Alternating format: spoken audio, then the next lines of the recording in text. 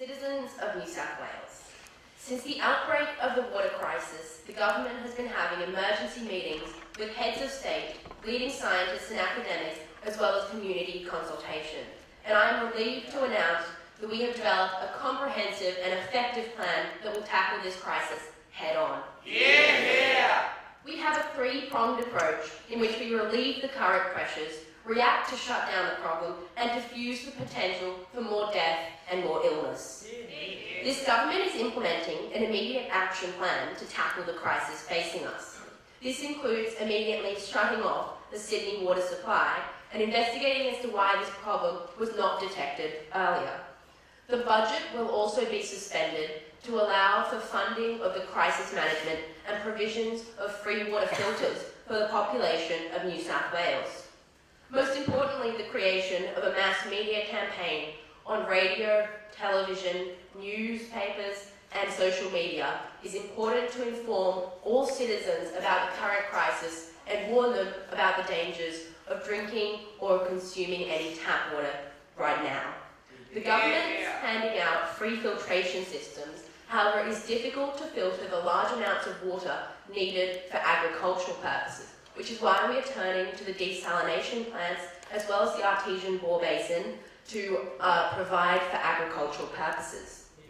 Citizens, not only is this government acting quickly and effectively to combat this crisis immediately, but we're also putting in place a number of measures to ensure that something like this never happens again. I will personally make sure that the 10 lives that were lost this week were not lost in vain, that no other families, friends and communities have to suffer this loss due to blue-green algae and poor water management. These long-term strategies include limiting the agricultural runoff from Queensland and investing in research to defeating blue-green algae. We also believe it is essential for us to avoid excessive use of fertilisers, washing powders and detergents containing phosphate and septic effluent, since they are a potential source of phosphorus that must be controlled. To the New South Wales citizens, have hope. The government is working on amending this crisis. I now hand over to the Honourable Deputy Premier, Member for Wallumbilla, to inform the House of the steps to cure the immediate crisis. Mr Speaker, as of 10 a.m. Eastern Standard Time on the 4th of July, the Honourable Premier, Member for Marrickville, informed myself, her Cabinet and the House of the issue currently facing New South Wales. The Department of Primary Industries informed the Premier of the contamination of the New South Wales water supply due to runoff, nutrients, silt and chemicals used in Queensland agriculture. This was carried down during the recent floods in Queensland and has affected the New South Wales water supply. As of 8:30 last night, the Cabinet has met and declared this issue a statewide crisis. The party and opposition have also been informed and will provide support to developing and to amend this issue. The government has taken immediate action whilst planning long-term solutions to rectify the problem facing us all. I ask for the assistance of the House in this tough time. Cyanobacteria, also known as blue-green algae, is a phylum of bacteria that obtain their energy from photosynthesis. To ensure the safety of the people and the security of our water sources, the government plans to shut off Sydney water supply and investigate into why this was not detected earlier, empty certain reservoirs and clean pipes to feed the system. Chemicals shall be used to ensure maximum effectiveness. We wish to create a mass media campaign to inform all citizens of preventive measures.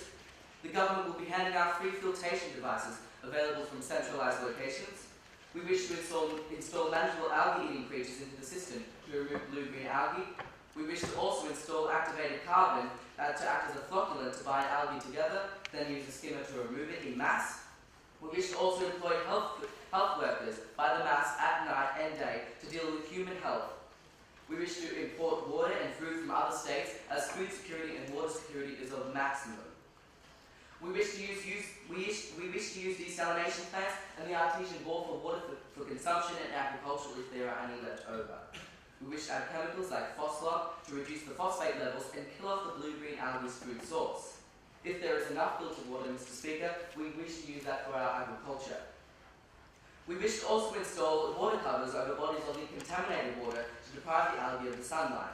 Increased security shall be installed. We shall inform farmers on keeping livestock safe. We shall ban exports for agriculture in New South Wales and other states. We shall switch off the Lucas Heights nuclear reactor and any other industrial businesses that use contaminated water. All animals within the area shall be removed for at least 3 weeks after an algaecide is used, as water may still be contaminated. The quicker we can amend this issue, the better. Cyanobacteria develops best in warm environments, so it is best to complete this task during the winter months. This issue can be amended.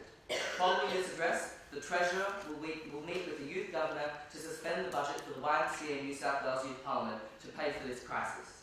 Citizens of New South Wales, do not fear. Stay calm and listen to all the safety warnings given by the broadcast media. We can fix this issue together and move forward.